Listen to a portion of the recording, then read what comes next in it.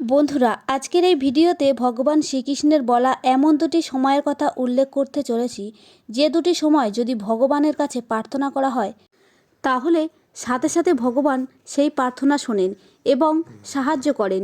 এই দুটি সময়ের কথা ভগবান শ্রীকৃষ্ণ নিজে তার এক ভক্তকে বলেন। বন্ধুরা, আমাদের প্রত্যেকের জীবনে এমন কিছু সমস্যা আসে, এমন কিছু দুর্ঘটনা ঘটে যা আমাদের একেবারে ভেঙে চুরে দেয়, আর আমরা জীবনের কাছে হার মেনে যাই। দুঃখে ব্যথিত হয়ে নিজেকেই নিজে দোষারোপ করতে থাকি। সমস্যায় জীবন ভরে উঠতে থাকে, কিন্তু তার থেকে বেরিয়ে আসার কোনো পথ খুঁজে পায় না। এমন অবস্থায় মানুষ যখন অসহায় হয়ে পড়ে, তখন সে বুঝে উঠতে পারে না যে তার কী করণীয়। আজ আমি আপনাদের এমন একটি উপায় বলবো যা আপনাদের সকল সমস্যার সমাধান করবে। তাই আজকের এই ভিডিওটি অবশ্যই শেষ পর্যন্ত দেখুন। বন্ধুরা, একবার কৃষ্ণভক্ত সাধু ও ভগবান শ্রীকৃষ্ণকে প্রশ্ন করলেন, হে প্রভু, এমন কোনো বিশেষ সময় আছে কি যখন তোমার স্মরণ করলে বা প্রার্থনা করলে মানব জীবনে সকল দুঃখ দূর হবে? প্রভু, এমন কোনো কি বিশেষ সময় আছে সে সময় যদি তোমার প্রার্থনা করা হয়, তুমি সেই প্রার্থনা সাথে সাথে শুনতে পারো এবং সাহায্য করো? তখন পরমেশ্বর বললেন, যদি কেউ দুটি বিশেষ সময় আমাকে স্মরণ করে, তাহলে আমি তার সমস্ত দুঃখ কষ্ট হরণ করি এবং তার উপরে অত্যন্ত খুশি হই। বন্ধুরা, এই দুটি সময় কি তা জানার জন্য একটি ছোট্ট কাহিনী অবশ্যই শুনুন। একটি শহরে এক ধনী ব্যক্তি ছিলেন। ব্যবসা বাণিজ্য, অর্থ, বৈভব, সম্মান, কোনো দিক থেকেই তার কোনো কমতি ছিল না। সকল প্রকার সুখ সম্পত্তি ছিল তার নিত্য নৈতিক জীবনের সঙ্গী। কিন্তু হঠাৎ করে এক সময় তার এই বিলাসবহুল জীবন কোনো এক দুর্ঘটনা চক্রে ভেঙে চুরমার হয়ে যায় এবং সমস্ত বিষয় সম্পত্তি, ব্যবসা সব কিছু হারিয়ে যায়। যা কিছু প্রতিদিন উপার্জন করেছিলেন, সব কিছুই সমাপ্তি ঘটে। এমন অবস্থায় সে মনের দিক থেকে একেবারে বিষাদগ্রস্ত হয়ে পড়ে আর মনে মনে ঠিক করে ফেলে, এ জীবন আর রেখে লাভ কি? মরে গিয়ে মুক্তি পাওয়ার জন্য প্রস্তুত হয়ে পড়লে সে। একদিন সে শহরের বাইরে জনবহুল এলাকা ছেড়ে একটা উঁচু পাহাড়ে উঠে এবং সেখান থেকে সে নিজের জীবন ত্যাগ করবে বলে প্রস্তুত হয়ে পড়ে। আর তার এই ঘটনা এক সন্ন্যাসী লক্ষ্য করে। তাকে এসে জিজ্ঞাসা করে, হে বাছা, তুমি কে? আত্মহত্যার পথ বেছে নিলে কেন? তখন ওই ব্যক্তি তার জীবনের ঘটনা ওই সন্ন্যাসীকে বলল, একটা সময় ছিল যখন আমি অনেক প্রভাবশালী ও ধন সম্পত্তির মালিক ছিলাম, কিন্তু এখন আমার কাছে তার কিছুই নেই। জীবন শূন্য হয়ে গেছে, আর এই জীবন নিয়ে বেঁচে থাকা অনেক কঠিন হয়ে পড়েছে। তাই আমার আর এই জীবনভার বহন করার ক্ষমতা নেই, আর আমি তাই এই পথ বেছে নিয়েছি। তখন ওই সন্ন্যাসী তার সব কথা শোনার পর তাকে বললেন, জীবনের সময় কখনো একরকম থাকে না। কাল সহজ ছিল, আজ কঠিন। আর বিশ্বাস রাখো পরমেশ্বর ভগবানের উপর। এমন একটি উপায় আমি তোমাকে বলে দিচ্ছি, যা নিয়মিত পালন করতে পারলে ধীরে ধীরে তোমার সকল সমস্যার সমাধান ঘটবে। তখন সেই ব্যক্তি বলে, কি সেই উপায় গুরুদেব? উত্তরে সন্ন্যাসী বলেন, প্রতিদিন প্রাতকালে ও সন্ধ্যাকালে শুদ্ধ পোশাক পরিধান করে ভক্তিপূর্বক ভগবান শ্রীকৃষ্ণের কাছে নিজের সকল মনস্কামনা প্রার্থনা করবে। আর যদি তোমার প্রার্থনায় ভক্তি থাকে, তাহলে তিনি অবশ্যই তোমার দুঃখ দূর করবেন। এই দুটি সময়কে শাস্ত্রে ভক্তের সাথে ভগবানের সংযোগ স্থাপনের সর্বশ্রেষ্ঠ সময় বলা হয়েছে। তাই ভগবানের উপরে বিশ্বাস রেখে ফিরে যাও সেই শহরের ভিড়ে, যেখানে তুমি সব হারিয়ে এসেছো। সেখান থেকে আবারও নতুন করে সব শুরু করো। আজ নিজের কর্মের পরিশ্রম করার সাথে সাথে শুদ্ধ মনে প্রতিদিন ভগবান শ্রীকৃষ্ণের কাছে প্রাতকালে ও সন্ধ্যাকালে প্রার্থনা করে তুমি যা চাও, তুমি তা ভগবানকে অবশ্যই বলবে।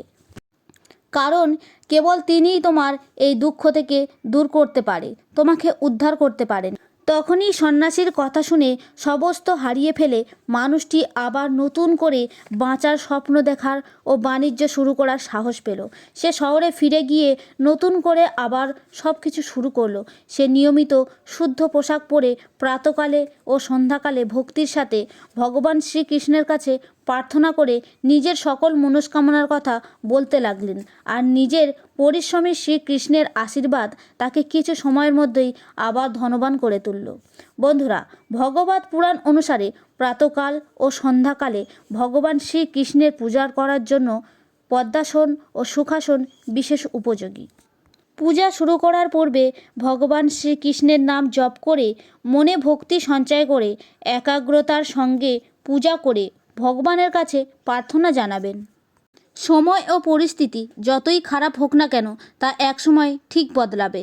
আপনার সকল দুঃখ কষ্ট দূর হবে যদি আপনিও এই ব্যক্তির মতো নিয়মিত সন্ধ্যাকাল ও প্রাতকালে প্রার্থনা করে নিজের দুঃখ কষ্টের কথা ভগবান শ্রীকৃষ্ণের কাছে বলেন। ভগবত পুরাণ অনুসারে এই দুই সময় ভগবানের কাছে প্রার্থনা করলে দেহ মন পবিত্র হয়।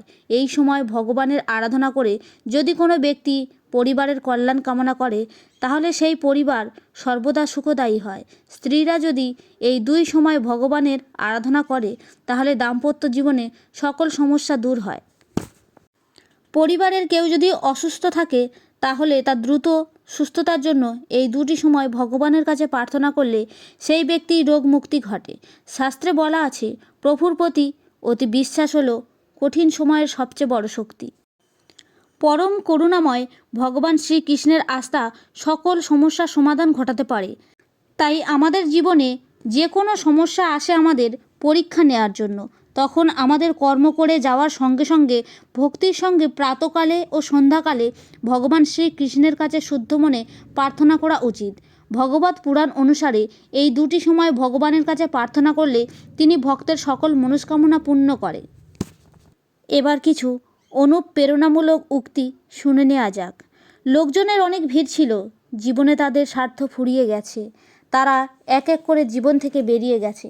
কাউকে ভালোবেসে কিন্তু কখনো আশা রেখো না। কষ্ট ভালোবাসলে নয়, কারোর প্রতি আশা রাখলে হয়। এখন জীবনের থেকে কোনো ভরসা নেই, তুমি লোকজনের থেকে বেশি ভরসা করে বসে আছো। তোমার ভালোবাসার মানুষ যখন তোমাকে সময় দেওয়া বন্ধ করে দেয় তখন বুঝে নেবে সে আর তোমার নেই। আমি তো হাসি অন্যদের হাসানোর জন্য, নয়তো মনে এত কষ্ট রয়েছে যে ঠিক করে কাঁদতেও পারি না। যে ব্যক্তি আমাদের অনুভূতির কদর করে না তার পিছনে পাগল হওয়া ভালোবাসা নয়, তাকে বলে বোকামি।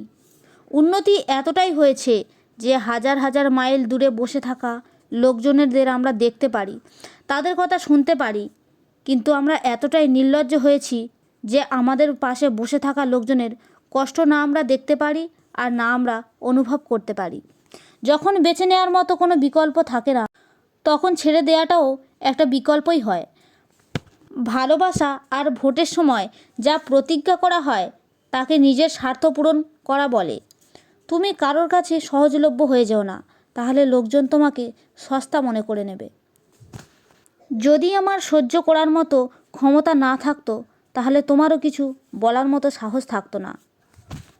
যেদিন থেকে কেউ তোমার অভ্যাস হয়ে যায় সেই দিন থেকে সেই মানুষটা তোমাদের যে কোনো সময় বরবাদ করে দিতে পারে।